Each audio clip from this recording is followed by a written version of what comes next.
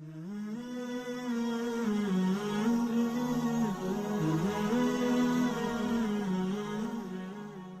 عرش پر کبھی فرش پر، کبھی ان کے در کبھی در بدر، غم عاشقی تیرا شکریہ میں کہاں کہاں سے گزر گیا۔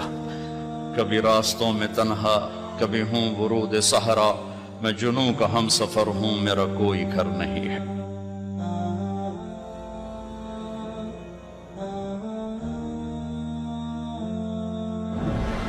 السلام علیکم ورحمۃ اللہ وبرکاتہ۔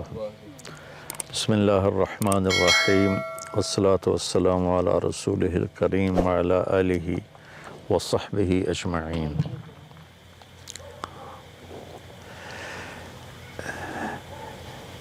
پوری دنیا کے انسانوں کے لیے سب سے پہلے جس علم کو سیکھنا ہے وہ ہے کہ میرا بنانے والا کون ہے اور وہ مجھ سے کیا چاہتا ہے اور اس کی کیا صفات ہیں، وہ کیسا ہے۔ یہ علم سب سے پہلے ہے۔ اگر اس علم سے کوئی جاہل مر گیا تو وہ سب سے بڑا جاہل ہے، چاہے وہ سائنسدان ہو، چاہے وہ کوئی آئی ٹی کا ہو، چاہے وہ کوئی فزکس کا ہو، کیمسٹری کا ہو۔ وہ ایک ایسی کہاوت ہے کہ کالج کے لڑکے کشتی میں سیر کر رہے تھے تو ایک نے پوچھا ملاح سے، چاچا تینوں فزکس آندی؟ اس کہ پترا میں تو نہ ہی آج سنے۔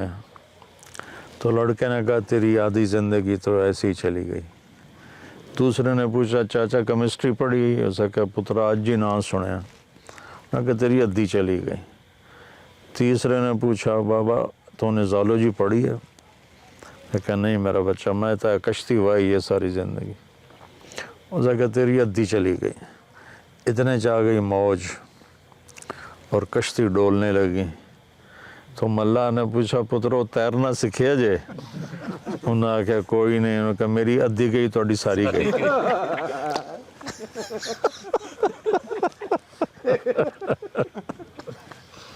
تو اس نے کہا میری ادھی گئی تو ساری گئی۔ تو جو یہ نہ پہچان سکا کہ میرا بنانے والا کون ہے، اس سے بڑا نادان پوری دنیا میں کوئی نہیں۔ ایک بہت بڑا طبقہ ہے ایتھیسٹ، وہ بڑے فخر سے کہتے ہیں میں کسی خدا پہ یقین نہیں رکھتا۔ وہ اپنی نادانی کو ایسی عقل مندی میں پیش کر رہے ہوتے ہیں کہ ان کی اس عقل مندی پر عقل بھی روتی ہے، نادانی بھی روتی ہے، کہ جسے یہ نہیں خبر لگ سکی یہ چاند، سورج، سیارے، ستارے، ان کی گردش، لیل دن اور رات، زمین و آسمان، دن اور رات کا آنا اور جانا، ان فی خلق السماوات والارض واختلاف اللیل والنہار، دن اور رات کا آنا اور جانا، والفلک التی تجری فی البحر بما ینفع الناس، اور سمندر میں چلنے والے بحری جہاز جو کراچی سے چل کے نیو یارک کے ساحل پہ جا لگتے ہیں۔ وما انزل اللہ من السماء من ماء فاحیا بہ الارض بعد موتها، اور آسمان سے بارش کا اترنا اور اس سے مردہ زمین کا زندہ ہو جانا، وبث فیہا من کل دابہ، اور اس میں بے شمار جاندار زندگیوں کا رینگنا، وتصریف الریاح، اور موسموں کا ہیر پھیر، عدل بدل، والسحاب المسخر بین السماء والارض، زمین آسمان کے درمیان بادل، یہ لآیات لقوم یعقلون، ان کو اللہ نے کہا ہے عقل والے، جو ان نشانیوں سے بنانے والے کو پہچانتے ہیں وہ ہیں عقل والے۔ تو سب سے پہلا علم کو فَاعْلَمْ أَنَّهُ لَا إِلَهَ إِلَّا اللَّهُ، اللہ تعالیٰ فرما رہے ہیں کہ یہ فا کا لفظ یہاں یہ بتا رہا ہے کہ بہت جلدی اس کو حاصل کرو اور فوری اس کو حاصل کرو، اور جانو کہ اللہ کے سوا کوئی معبود نہیں، کوئی بنانے والا نہیں، کوئی اس کا شریک نہیں، کوئی اس کا ہمسر نہیں، کوئی اس کے محل تعلم له سمیہ، کوئی اس کی ٹکر کا نہیں، کوئی اس کی بیوی نہیں، کوئی اس کا بچہ نہیں، کوئی اس کی شکل نہیں، کوئی اس کی مورت نہیں۔ بے شمار لوگ بتوں کی بنا کر شکلیں ان کے سامنے ہاتھ جوڑ رہے ہوتے ہیں۔ تو آج تو ٹیکنالوجی کا دور ہے، پڑھے لکھے نوجوان ہیں، کیسے میں خود اپنے ہاتھ سے ایک لکڑی کو گھڑ کے یا ایک پلاسٹک کو گھڑ کے ایک شکل بناتا ہوں، پھر اسی کے آگے ہاتھ جوڑ کے کھڑا ہو جاؤں، یہ کتنی بڑی نادانی کی بات۔ تو اللہ کو جاننا، اللہ کو پہچاننا، لا الہ الا اللہ دنیا کی سب سے بڑی نیکی ہے، اور اللہ کا انکار کرنا دنیا کی سب سے بڑی برائی ہے، سب سے بڑی برائی۔ اللہ کو جاننا، پھر اللہ کو صحیح جاننا۔ اللہ کے نبی کا ہمارے اوپر احسان ہے، لوگوں نے اللہ کو جانا، کسی نے بیٹا بنا دیا اس کا، کسی نے اس کا شریک بنا دیا، کسی نے اس کو چھوڑ کر اوروں کو کے سامنے ماتھے ٹکوا دیے۔ ہمارے نبی نے ہمیں کہا قل هو اللہ احد، نہیں بتاؤ انہیں کہ وہ احد۔ احد اسے کہتے ہیں جس کا کوئی دوسرا بن نہ سکے۔ واحد میں مثلا یہ ہے نا، میں کہوں میں اس ویسٹ کوٹ کا واحد مالک ہوں، ٹھیک ہے کہ میں ہی مالک ہوں، دوسرا کوئی نہیں، لیکن اس میں دوسرے کی شرکت کا امکان ہے۔ احد کہتے ہیں جس میں دوسرے کی شرکت ہو ہی نہ سکے۔ میں یہ نہیں کہہ سکتا میں اس ویسٹ کوٹ کا احد مالک ہوں۔ احد صرف اس کے لیے بولا جاتا ہے جس کا کوئی دوسرا بن نہ سکے، اور وہ اللہ ہے۔ قل هو اللہ احد، وہی ہے ایک اکیلا۔ کیوں؟ اللہ الصمد، کیونکہ اس کو کسی کی ضرورت کوئی نہیں، سب اس کے محتاج ہیں، وہ کسی کا محتاج نہیں۔ یہ کس لیے وہ محتاج کیوں نہیں؟ لم یلد ولم یولد۔ آدمی محتاج ہوتا ہے یا پیدا ہو یا کوئی اس سے پیدا ہو، تو آدمی پھر محتاج ہوتا ہے۔ تو نہ وہ پیدا ہوا ہے نہ اس سے کوئی پیدا ہوتا ہے، لہٰذا اس پر مہر لگاؤ ولم یکن لہ کفوا احد، کہ کوئی اس جیسا کائنات میں ہے ہی نہیں۔ یہ میرے نبی کا پوری امت پر، انسانیت پر احسان ہے کہ اللہ کا صحیح پتہ بتایا، اللہ کا صحیح تعارف کروایا۔ اور اللہ کے نام میں ایسی خصوصیت ہے کہ اس میں کوئی نقطے والا حرف کوئی نہیں۔ جو نقطے والے حرف ہوتے ہیں وہ کمزور ہوتے ہیں، جو بغیر نقطے والے ہوتے ہیں وہ طاقتور ہوتے ہیں۔ اس کی ایک وجہ میں آسان سی بتاؤں کہ نقطے والے حرف کو نقطے کی ضرورت ہے مطلب بتانے کے لیے، اور بغیر نقطے والے حرف کو ضرورت نہیں کسی بھی چیز کی۔ سین اپنا مطلب بتا رہی ہے، شین کو 3 نقطوں کی محتاجی ہے۔ تو اللہ نے اللہ، کوئی نقطے والا حرف نہیں۔ اپنے حبیب کا نام رکھا محمد، کوئی نقطے والا حرف نہیں۔ اپنے نام میں 4 حرف رکھے، اللہ لام لام ہو۔ اپنے نبی کے نام میں چار لفظ رکھے، میم ہا میم دال، 4 حرف نبی کے نام میں، 4 حرف اللہ کے نام میں۔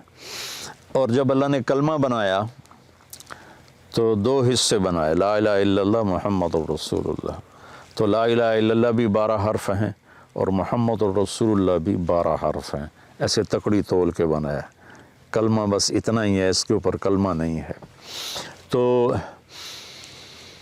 پھر اللہ کے نام میں ایک خصوصیت ہے جو دنیا کے کسی نام میں نہیں ہے۔ اگر کسی کے نام میں سے کوئی حرف نکال دو نا تو اس کا مطلب ہی تبدیل ہو جاتا ہے۔ مثلا میرا نام ہے طارق جمیل، تو جمیل کہتے ہیں خوبصورت کو، جیم ہٹا دو تو میل بن جائے گا۔ تو میل اور جمیل میں کتنا فرق ہے؟ یا میل بن جائے گا، تو میل اور جمیل میں کتنا فرق ہے؟ اس کی یا ہٹا دو تو جمل بن جائے گا، جمل اونٹ کو کہتے ہیں، جمیل خوبصورت کو کہتے ہیں۔ میم ہٹا دو تو جیل بن جائے گا۔ میں نے صرف اپنے نام سے آپ کو سمجھایا کہ کسی بھی نام سے، کسی بھی لفظ سے حرف نکال دو تو مطلب بدل جاتا ہے۔ ابھی اللہ، اللہ الف لام لام ہا، یہ الف کو میں ہٹا دیتا ہوں تو پیچھے بچتا ہے للہ۔ تو قرآن کی گواہی ہے للہ ما فی السماوات و ما فی الارض۔ تو یہ 3 حرف بھی اللہ ہی کی طرف جا رہے ہیں۔ پھر میں یہ لام ہٹا دیتا ہوں، پیچھے بچ جاتا ہے لہو۔ تو ابھی میں نے اس آیت پڑھی، لہو ما فی السماوات و ما فی الارض، لہو بھی اللہ کو بتاتا ہے۔ پھر میں یہ لام ہٹا دیتا ہوں تو پیچھے بچ جاتا ہے الہ۔ تو الہ بھی اللہ کو بتاتا ہے، وَهُوَ الَّذِي فِي السَّمَاءِ إِلَٰهٌ وَفِي الْأَرْضِ إِلَٰهٌ۔ اب ایک عجیب کام کرتا ہوں، یہ تینوں حرف مٹا کے صرف ہا کی پیش کو باقی رکھتا ہوں، تو یہ بھی اللہ کو بتاتی ہے، اللہ لا الہ الا ہو۔ ہو کہو تو اللہ، لہو کہو تو اللہ، الہ کہو تو اللہ، للہ کہو تو اللہ، اللہ تو پھر اللہ ہی ہے۔ تو بھائیو، سورہ بقرہ نہیں، پورے آسمانی کلاموں کا سرخیل کلام ہے آیت الکرسی۔ اور حضرت علی رضی اللہ تعالیٰ عنہ نے ارشاد فرمایا، اگر میں سورۃ فاتحہ کی تفسیر بیان کروں تو 70 اونٹوں پہ لا دی جائے گی، تو بقرہ کی کرتے تو پھر کیا حال ہوتا؟ ہر آیت کے لیے 10 اونٹ، ہر آیت کے لیے 10 اونٹ، مطلب یہ تھا کہ نہ ختم ہونے والی ہے۔ تو آج کے اس رات کے پیغام میں میں نے آیت الکرسی آپ کے سامنے پیش کی کہ اللہ کو پہچانو بھائی، اللہ کو پہچان۔ اگر اللہ کو پہچان جاتے تو رشوت نہ ہوتی، قتل و غارت نہ ہوتے، ایسے شراب زنا کے دور نہ چلتے، ایسے نافرمانیاں نہ ہوتی۔ اللہ تعالیٰ مجھے دیکھ رہا ہے، میری سن رہا ہے، میں اس سے چھپ نہیں سکتا۔ یہ اس مالک الملک کہ نحن اقرب الیہ من حبل الورید، ہم تیری شارک سے بھی تیرے زیادہ قریب ہیں۔ تو بھائی اللہ کو پہچاننے کی کوشش کرنا میری زندگی کا سب سے بڑا علم ہے۔ یہ مل گیا تو سب کچھ مل گیا، ورنہ وہ ملا والی گل ہے، میری ادھی گئی تو ساری گئی۔ السلام علیکم۔